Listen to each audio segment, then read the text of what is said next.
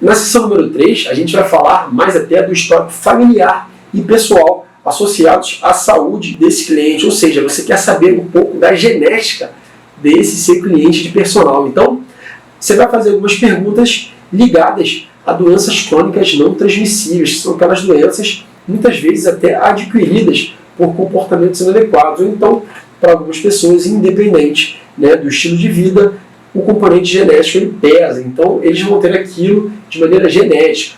E você vai começar perguntando sobre cardiopatia, se ele tem, ou então quem na família tem, além da cardiopatia, doenças neurodegenerativas, histórico de câncer, obesidade, diabetes, ou então outra patologia ou doença crônica que ele queira também evidenciar, além dessas principais. Lembrando que a grande maioria dessas é adquirida conforme um comportamento inadequado, só que outras, infelizmente, como câncer, ou então patologias neurodegenerativas como Parkinson, Alzheimer, isso aí, o componente genético ele pode pesar contra esse seu cliente. Então é interessante que você faça esse mapeamento. E a seção 3.2 são as medicações de uso contínuo. Obviamente, se ele tiver alguma dessas patologias aqui constatadas, ele deve se medicar. É provável que ele se medique para poder tratá-las. Então, você vai entender qual medicação aquele médico dele passou para ele e com que finalidade ele toma aquela medicação.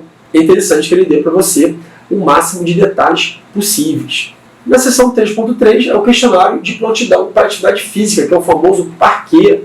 E esse questionário ele tem o objetivo de identificar a real necessidade de uma avaliação pré-treino realizada por um médico, ou seja, se o médico precisa avaliar esse seu cliente antes dele começar a treinar com você. Não quer dizer que ele não possa começar a treinar, mas se você pensar em intensificar aquele treino daquele seu cliente, o médico tem que dar um aval, mesmo que ele responda sim para alguma dessas 7 perguntas abaixo. E se esse seu cliente responder não para todas essas 7 perguntas abaixo, isso te isenta do atestado médico. Ou seja, caso esse cliente omita alguma informação ligada à questão clínica, à questão metabólica dele, você é isento de algum problema futuro. Por exemplo, se ele diz que não tem nenhuma cardiopatia e porventura ele passa mal, ele é internado e é constatado, se ele respondeu não no PARQUE, teoricamente você está livre de sofrer as consequências de alguém que, mesmo sabendo que o cliente tem alguma cardiopatia, faz um treino inadequado para esse cliente. Obviamente, se o seu treino é inadequado, mesmo que ele não tenha nada,